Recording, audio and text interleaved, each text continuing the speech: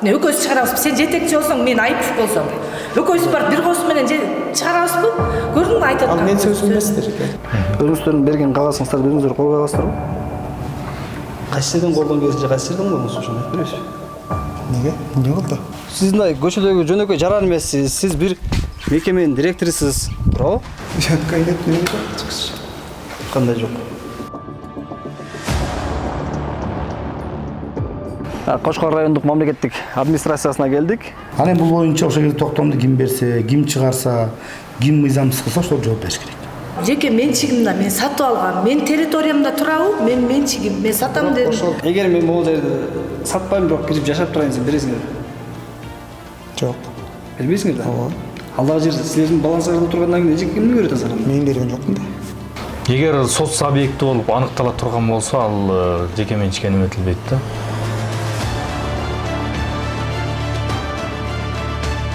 Эмнеге бул профсоюз уюму кайра буйрукча берип атында тиги лицейдин директору биздин баланстан чыгарылсын деп анда.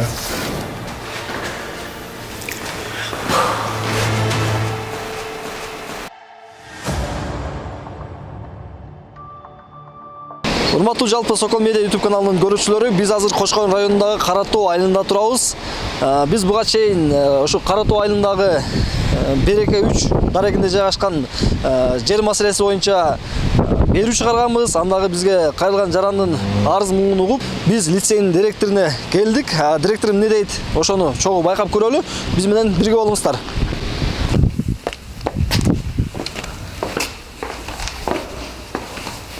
Тогонбаев атындагы 15-лицейге келдик, директоруна келдик. Бул жерде биз жагымсыз көрүнүшкө дуушар болуп турабыз, мага карайсызбы? Ушуну оңдоп койбойбу? Жок дегенде. Мага караңыз эми. Кантип азыр бул абитуриенттерди кабыл алып жүрүп атат? Кантип ушул жерге анан келип? Саламатсызбы жеке? Биз журналистпиз. Бериңиз. Сокол Медиадан келдик. Атым Абдыганы. Биз директорго келдик элек. Бердибаев улан. Директор ошо бар болчу жана кайрына келип бардым. Бар болчу азыр эле. Чыгарайын да. Ооба. Азыр чыгарайын. Бар болчу жана кайрына басып кетип байкаган бер болду. Сиз кайсы кызмат? Мен бухгалтермин, расчётный бухгалтер. Алло, кандай айтасың? Бияка кишилер кетти, билет атасың да? Бол келе кал. Азыр келе калдым деди. Күтө туралы.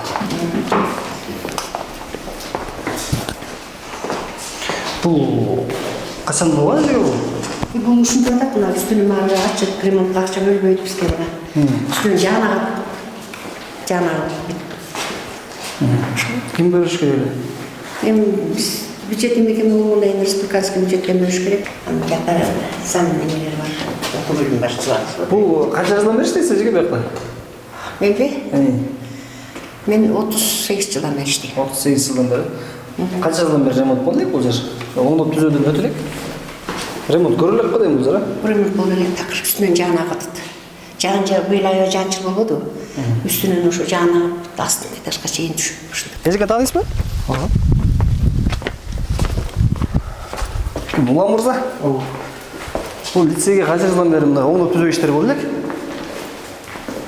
Оңдоп түзөө иштерин болуп турат акырын.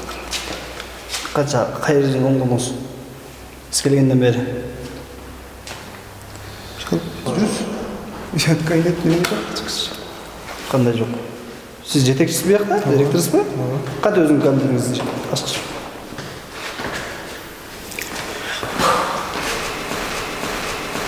Айтпа. Кирип кабинетиңизге кирип сүйлөшөлү. Сиз мындай көчөдөгү жөнөкөй жаран эмессиз. Сиз бир мекеменин директорусуз, туурабы? Анан биз маселе боюнча келип атабыз. Сизге жеке маселебиз менен келген жокпуз. Маселеңиздерди айта бериңиздер. Эжекенин жерин сиздердин баланстабы? Ооба. Ошону көрсөтүп бербейсизби? Бар бит прокуратурага берип бергенбиз. Сотто бит бардыгын алар мар ошакта. Билим берүү мекемесинин жерин жеке менчикке чыгарганда кадастр онда китеп бере алабы? Билип жок, бере албайт. Бере албайт, э? Мыйзамда жазылып турат, билим берүү мекемесинде 47 мыйзамында турат, сатууга жана менчикке чыгарууга болбойт деп. Ал тетиги 1999 жылы чыккан мыйзам.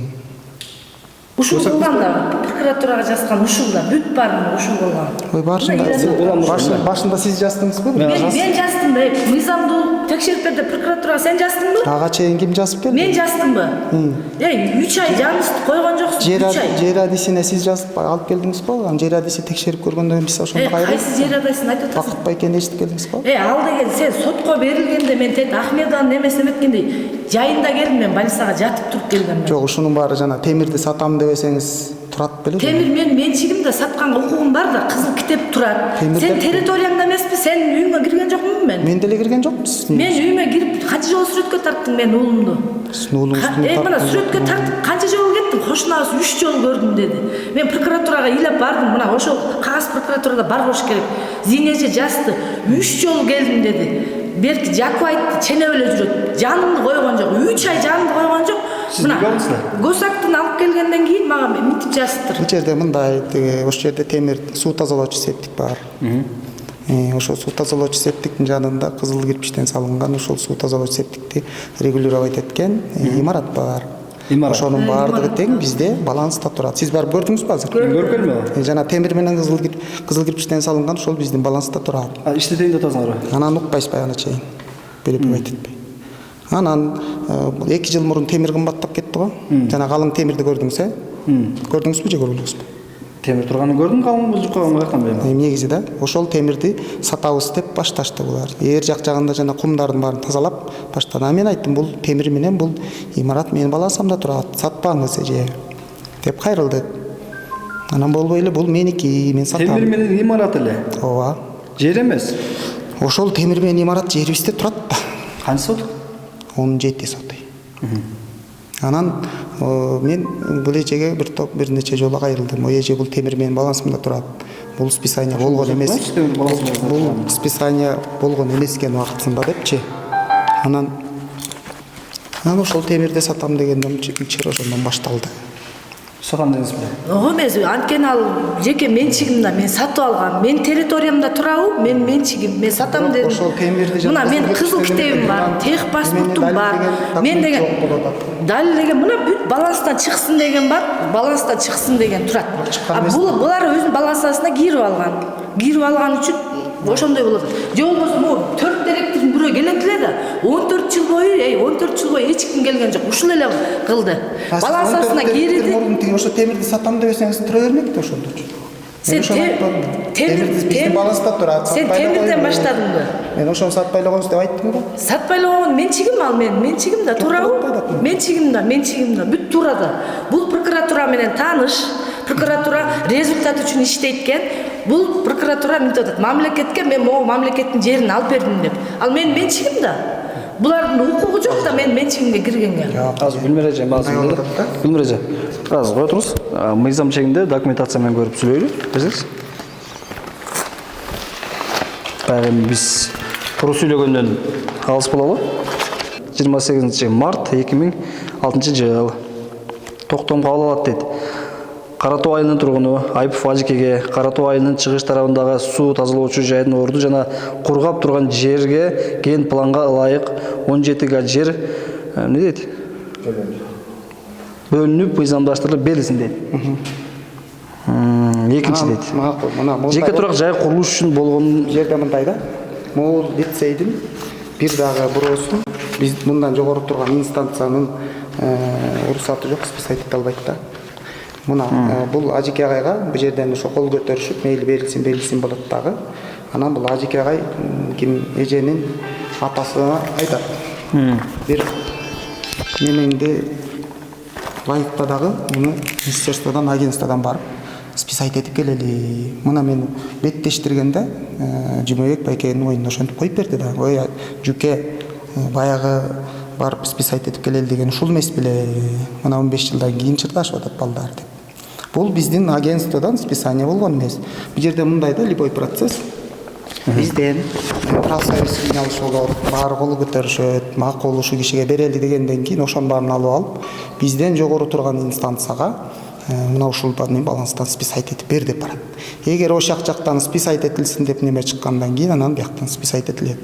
көрдүңүзбү? Анан бул деген бул кагыздарды айтып атпайсызбы? Бул жердеги эле документтер, а дальше агентстводон списать этилген эмес, агентство менен балансасында бүгүнкү күнгө чейин турат. Списать этилген жерге могу берилеби? Билбейм, аны мен айта албайм. Ошо Нарын областтык сотуна өткөндө эле мындай баракка кабыл албай койду. Мындай үстүнө мындай жаап коюптур барактычы. Жаап туруп анан могу жерге ксерокопия кылып өткөрүп барыптыр. Казиев, Сарыбул. Эми ал архивде турат ошол. Ошондой оригиналчы анан Нарынбаев деген сот айтты, мынтип айтты Нарынбаев деген сот. Ушундай үстүн жаап койгон эметесиң деп кабыл албай койду. Мындай үстүн жаап туруп ксерокопиядан чыгарып мындай кылып алып барыптыр. Нарын областынын соту. А мурункусунда болсо булар сүйлөшүп туруп кабыл алдырып койгон. Булар прокуратура менен сүйлөшүп алган. Бүт бардык жер менен. Жок, мен бир суроо берейинчи, ошо. Мен папам менен Ажыке байке, отур эми, укпайсыңбы? Папам менен Ажыке бир косу менен барып анан баланстан чыгарабы? Ошо кой менен чыгарабы? 15 жыл Сен өзүң билбейм. билимдүүсүң, ушу аябай. Айын айта албайм. Жогорку билимдүү болуп туруп ушу сөздү кантип айтып атасың? Жогорку билимдүү киши анда сөздү айтпайт. Мен айткан жокмун. Бир косу союп келсе, ошо бир косу менен чыгарабы баланстан? Экөөбүз барып бир косу союп барып чыгарып келебизби баланстан? Билимдүү киши мындай сөздү айтпайт эч качан. Жогорку билимдүү киши сен ошо айткан сөздү да кантип айтып атасың? Жогорку билимдүү киши ал бир козу менен барып экөөбүз барып балансадан чыгарабызбы азыр? Экөөбүз чыгарабызбы? Сен жетекчи болсоң, мен айыпчы болсом. Экөөбүз барып бир косу менен чыгарабызбы? Көрдүңбү айтып аткан? Ал мен сөзүм эместир. Жок, ошо сөздү кантип айтып атасың сен өзүң ошону? Эми элдер ошо айткан сөздү кантип айтып атасың? Сен билимдүү киши. Балансадан чыкпай калганын айтып. Балансадан бир козу менен бир жылдык эти менен чыкпайт. Билбейм аны. Эгер балансада кызыл гос актыңды көрсөт, мен азыр булар тартипке чыксын. Гос актыда барбы могу чийме? Кайсы чийме? Силердин гос актыңарды көрсөткүлө. Кабинетине кирип гос актын көрсөт азыр. Сизде барбы ошол чийилгенби гос акты? Бул гос актысы бар. Бар. Юристтер. Мына могу эки жерде меники эме муну Ажыке берген да бизге, мына мунун баарын тең Ажыке берген да. Мына колго жазылган 96-жылкынын баары. Бул бүт саргарып мына 96-жылкы. Ана могу жерде машинка менен жазылганды мынтип атпайбы? Машинка менен жазылып турат да, печатный болуп эле колго машинка менен жазылганды. Ошол кезде дейт, компьютер жок болчу дейт. Мен муну жазап алганда эмне архив жазап берди мага. Архивде эмне архив деген көчүрмөсү бар туура деп печат коюп берип атат да. 241. Булар буйрук китебинде азык түлүк сатып алуу буйругу деп жазылыптыр. Аны барак коюп барып өткөндө. Казиев, Сарыбул деген мондай барак. Азыр деле барып ошол журналды ачып көрсөң. Аны мен 241 могу кайсана, могу кайсы 241 мына. Мындай бар эмес 241 деген мына. Ошону мен сүрөткө тартып алайын. Бар бул сен канча жолу копиядан өткөн. Бар да бул. Бар, бүт бар. 241 окуп көрсөң. Каратоо айылынын Башканы алып баратышат да булар. Каратоо айылынын территориясында жайгашкан номер 15 кесиптик лицейдин суу тазалоочу жайы 1987-жылдан бери окуу жайдын балансында турат. 1996-жылдан бери окуу жайдын устаты Айыпов Ажимамбет суу тазалоочу жайда кароолчу болуп иштеп келе жатат дейт. Айыпов Ажимамбет жер үлүш алган эмес дейт. Окуу жайда 30 жылдан ашык эмгектенгенин эске алып, суу тазалоочу жайдын тиешелүү участогу Айыпов Ажимамбетке жеке менчигине бекер берилсин дейт. 17 сотук жер экен. Профсоюздук комитетинин токтомунун негизинде тиешелүү жер участогу окуу жайдын балансынан чыгарылсын. 15-кесип лицейдин директору Тилемишев дейт. Мына ошонун негизинде агентстводон барып списание чыгарат. Ошол агентстводон списание чыкпагандыгы үчүн менин балансамда күнгө чейин турат. Азыр. Балансында турса, могу 4 директордун бирөөүнө келген жок. Сага чейин. Аны айта албайм. 18 жылдан кийин балансаны текшересиңерби? Жыл сайын болуш керекпи? Инвентарда. 18 жылга мурун ал темирди эч ким сатам деген жок да. Темир эмес, жер силердин территорияңарды билесиңер да. Мисалы, мен директор болуп келсем, сен могу жерде тракторим бар, бул жерде 4 бир суроо болот да. Эжеге темирди сатам деген суроону көтөрбөгөндө, силер тийбедиңер элеңиз. Тиймеген эмеспиз мына. Балансыңарда пайдаланып жүрө бермекпи эжеге? Пайдаланып, ошол күнгө чейин пайдаланып жүрдү да. Унчуккан жокпуз, жанагы берки кызыл кирпичтен турулган жерди бир сарайбы скалатпы бир нерсе кылып пайдаланып жүрөт. Унчуккан жокпуз. Эгер мен бул жерде сатпайм, бирок кирип жашап турайын десем, бересиңерби? Жок. Бербейсиңер да? Ооба. Алдагы жер силердин балансыңарда тургандан кийин эжеге кимге берет азыр? Мен берген жокмун да. Мына биз ошонун баардыгын тең прокуратурага кайрылганбыз. Ошонун баарын териштирип берип койгула. прокуратура териштирип чыкты. Не деген чечимге келди? Өзүңөр билесиңер да. Биз өзүбүз билгенде биз сотко катышкан жокпуз, биз сизден сурап атабыз. Мен юристтим катышкан, ошо юристтен сурап алгыла. Директор катарыңызды билбейсизби? Билем. Не деген? Ошонун баардыгы тең мыйзамсыз экенин аныктап чыккан. Мен ошо имараттардын мен балансамда экенин билем. Имарат делеби ошол. Имараттан да чыгарып кетсең болот турбайбы? Ушундайбы? Имарат, темир, ошол Ошо темир менен кызыл кирпичти чыгарып кетсең болобу? Имарат делеби сенин балансаңда? Ал жерде 17 сотый деп жазылып Ошо турбайбы? эми 17 сотук ченеп бербейсиң бар. Кайсы документиң бар? Госактың барбы? Балансаң барбы? Азыр Сизде жер боюнча жооп берчү киши барбы? Кайсы жер боюнча? Биз ошо жана территория боюнча сүйлөшүп атпайбызбы? Ошонун баардыгы тең юристте бар. сен кылдың. Мен күн-түн мына балдарымды ыйлап, Кудай жеткирип калсын. Мына папам менен мамамды көрдүңбү? Өз баса албай калдым мына мен. Ооруп больницадан келдикпи? Күн-түн каргап атам. Кудай жеткирип калсын сага. Кудайга койдум. Кудай деле адилеттүү да. Кудай адилеттүү. Салып алган тамды алып чыгарып иш жакшыбы ошо 4 Мен сизде тамыңызга тиешем жок да. Анан эмнеге 5 жыл ичинде чыгып кетсин деп айтасың, анан тияка прокуратура өкмөт. Мен ошону сурабайсызбы? Бирөө бирдемеси айтса эле. Мен айткан жокмун. Бул канчалык мыйзамдуу, канчалык мыйзамсыз биз айта албайбыз. Аны прокуратура. Күч органдары анан жана ушул мекемеге кайрылабыз биз. Всё хорошо.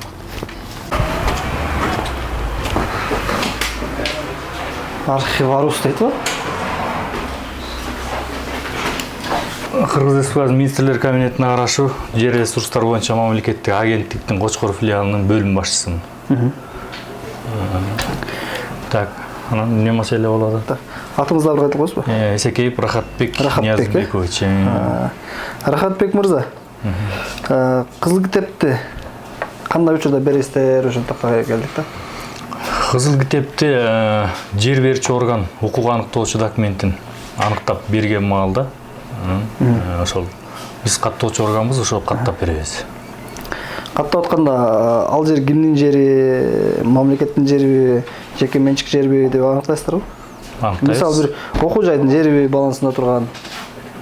Эми ал жерде биз берип аткан кезде, конечно, ген план менен эгер калктонуштун иши боло турган болсо, ген план менен аныкталат. Калктонуштан тышкаркы жер боло турган болсо, материалдык инвентаризация картабыз бар, ошонун негизинде аныкталат.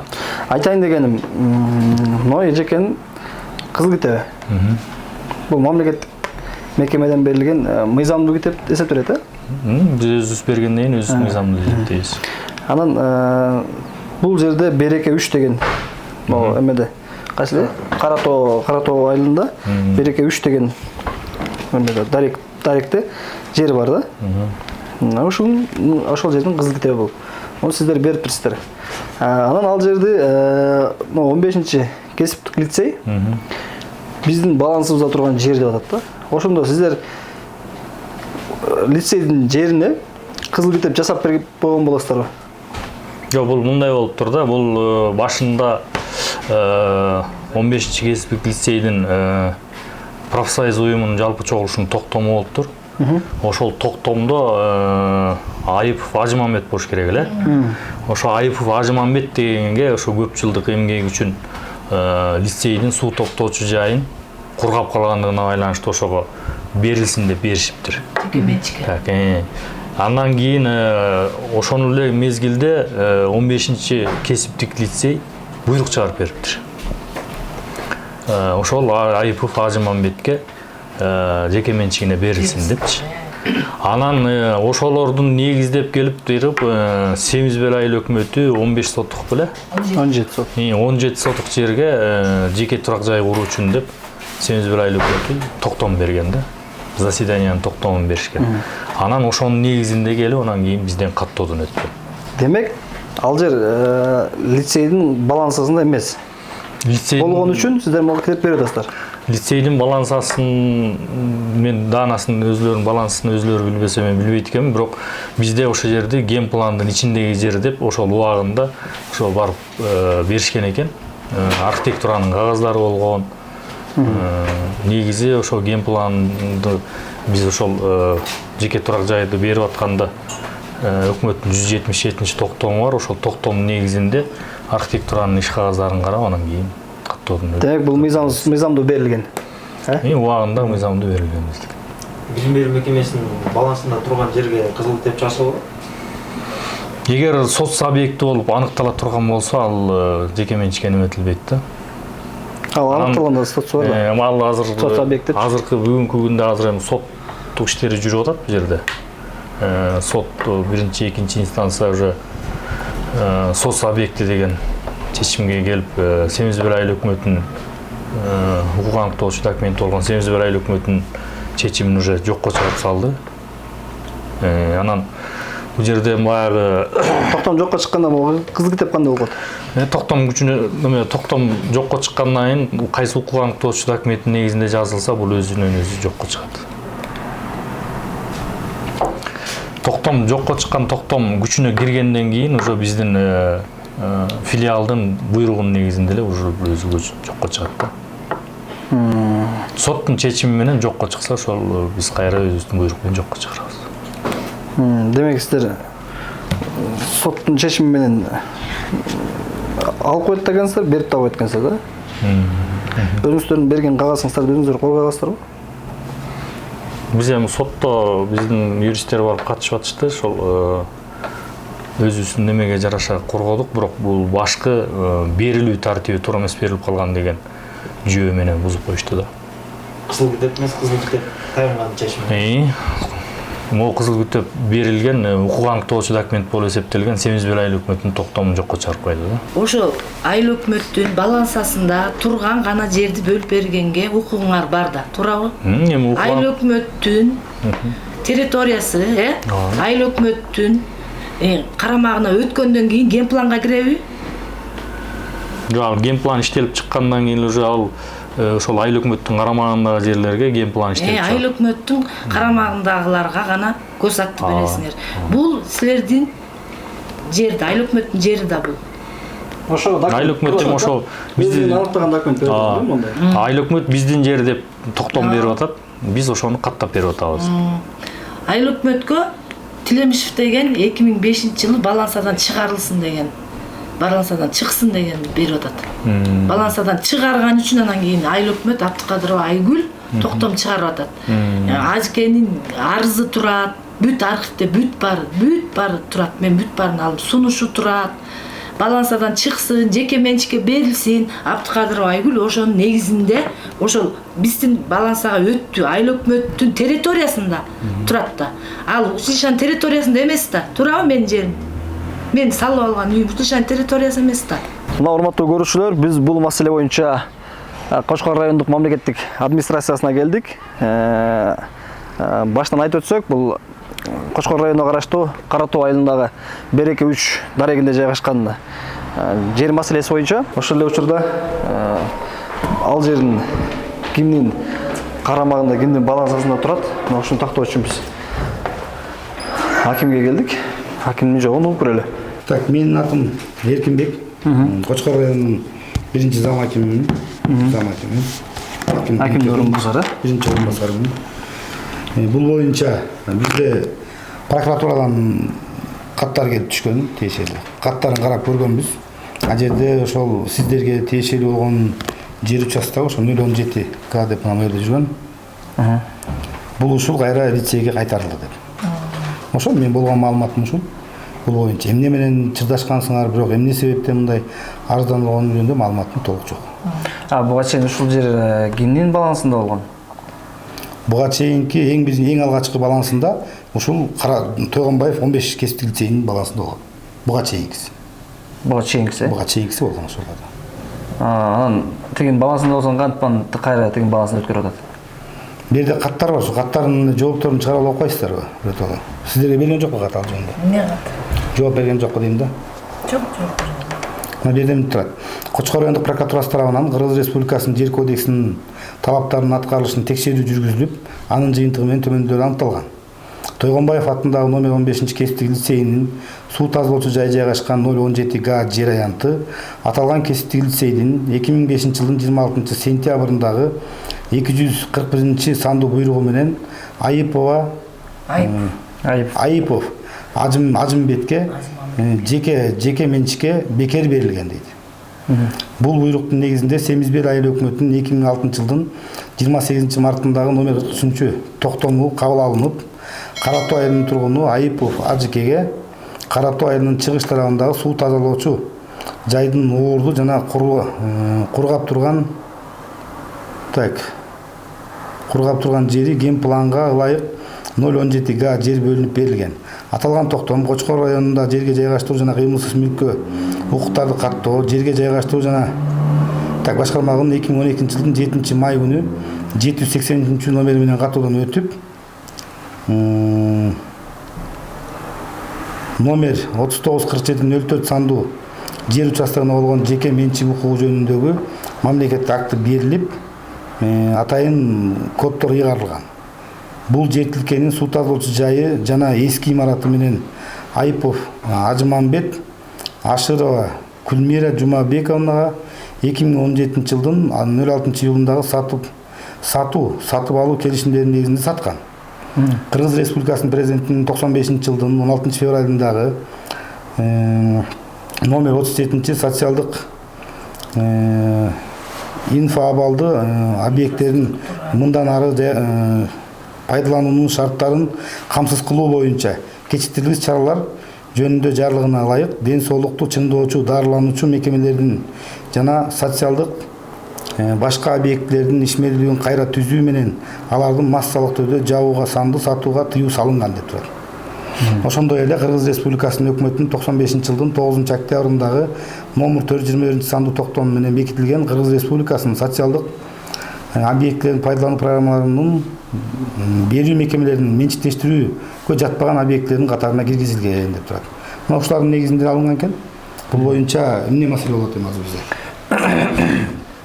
Маселени сиз айтып атпайсызбы, Семизбел айыл өкмөтүнүн токтому чыккан депчи. Токтому чыккан. Ошондо токтом чыкканда бул жер кимдин балансына өтүп калат? Уже айыл өкмөтүнүн балансына өткөрүлдү. Айыл өкмөтүнүн балансына өттү.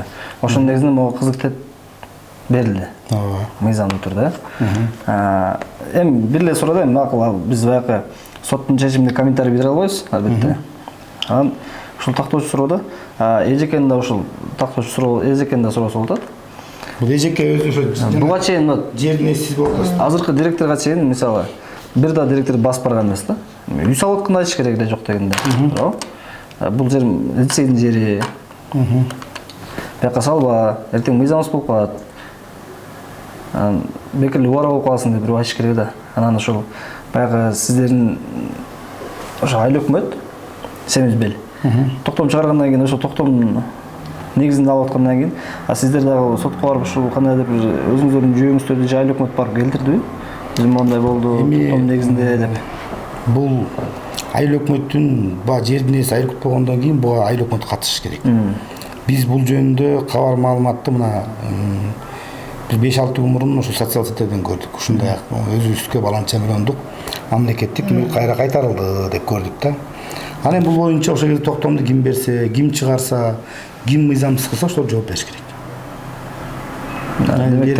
Демек токтом мыйзамсыз болуп калган деп атасызбы? Жок эми ошо жок эми бежеке арслансачы мисалы дуарсыз кылса атам да. Ошондой болсо анда тиешелүү кишилер жооп бериш керек да. Биз бу жерде эмне зам аким первый сандагы бу жерде маселе да жок. Эмне маселе болуш керек мисалы?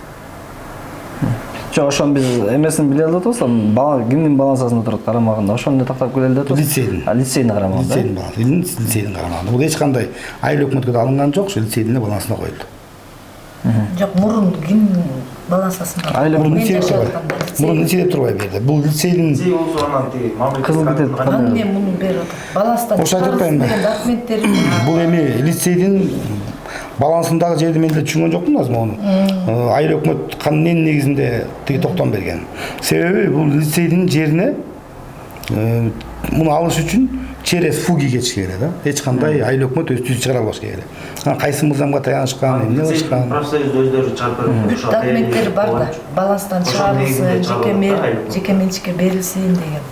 Ал жерде мисалы лицейдин мурда ошол кездеги директору, профсоюздун курамы, анан айыл өкмөт токтом чыгарып берет да.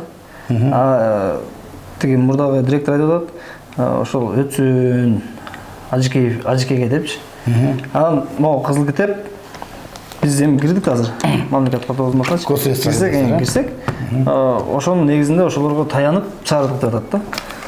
Демек, булар мамлекет каттоо чорганда булар эми буйругу токтомдуса каттай берет буларчы. ооба да. Ошо да булардын. Биз айыл өкмөт буйрук берди, чечим берди, каттай беребиз деп. Ооба да. Демек уже айыл өкмөттүн токтомунун негизинде бул чыгарып аткандан кийин бул мыйзамдуу чыгарат атат, туурабы? Биздин түшүнө албай аткан маселе ушул болуп атат да.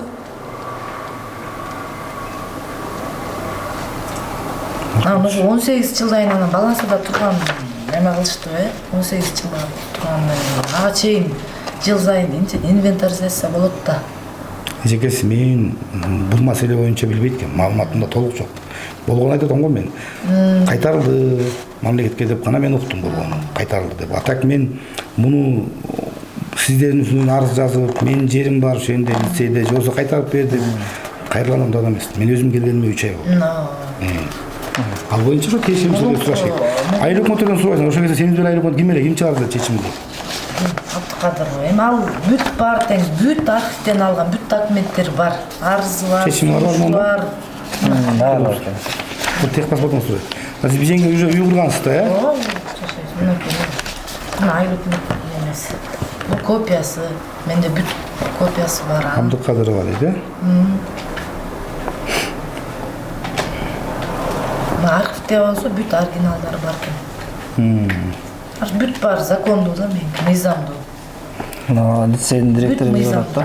241 мең. Анан эки жакта балансада турган кандай түшүнө албайт ошо. Булар эгер балансада турса 3-4 директор келет эле да мага. Биздин балансада алардын көк китебинде жок экен. Могу кызыл китептеги чимечи. Балансада болсо ошо госактыга читирип алышмак да. Алардын эмесинде жок экен госактысында. Жок экен, госактысында жок. Алардын госактысы кайсы жыл экен? Көк экен, 2013 жылы алыптыр. Бул 2012 экен. 2013 жылы мамлекеттики көк болот турбайбы, көк госак. Анда жок экен анда. Биздики кызыл эмес да. Эгер балансада болсо ошол госактыга Кайсы алты дейсиз мамлекеттикин? 2013 алыптыр. Бул Сиздики болсо 2012. 2012. Мына балансадан чыгарылсын деп атат. Ушу чыгарылсын. Жанам бул профсоюздун эмеси болбосо анан бул эмнеге бул профсоюз уюму кайра буйрук чыгарып берип атында тиги лицейдин директору биздин баланстан чыгарылсын деп анда. Айыл өкмөткө өткөрүп берген. Эгер өздөрүнүн балансында болсо дейм да. Жок, айыл өкмөт өткөрүп берген да. Анан айыл өкмөт чыгарып атпай анан. Айыл өкмөткө чыгарып атпайбы? Ошол жылдан баштап. Анан кызыл китеп чыгып атат. Мына эме профсоюз комитетинин Могул экен да. токтомунда.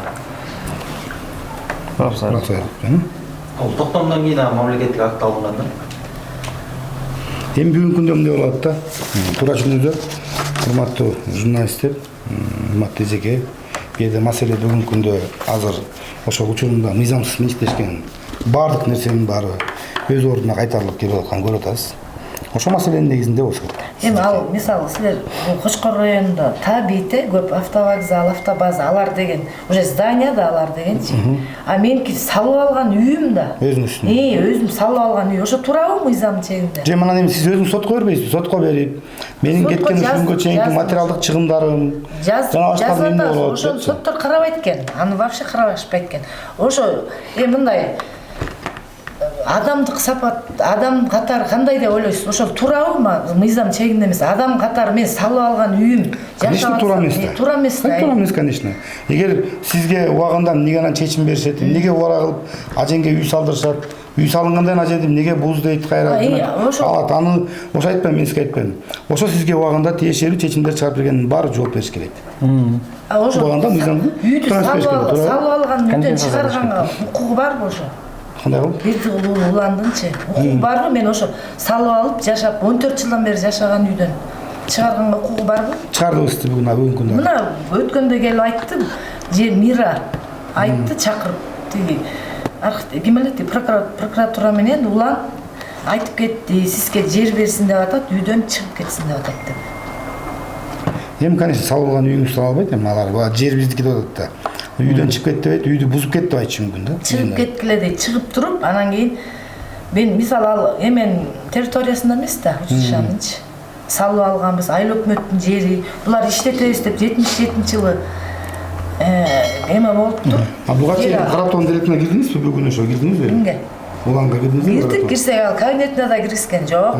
Видеодон көрөсүңөр. Биз госактын көрсөткөнсө көрсөтпөй койду да. Госактын эле көрсөтпөчүмүн. Госактсынбы? Көрсөтпөй койду. Кабинетине да ачпай койду, киргизбей койду. Мына. Эгер толук маалымат алып силер официалдуу түрдө кат жазыңыздар, мен официалдуу кат жүзүндө жооп берейин. Туурабы?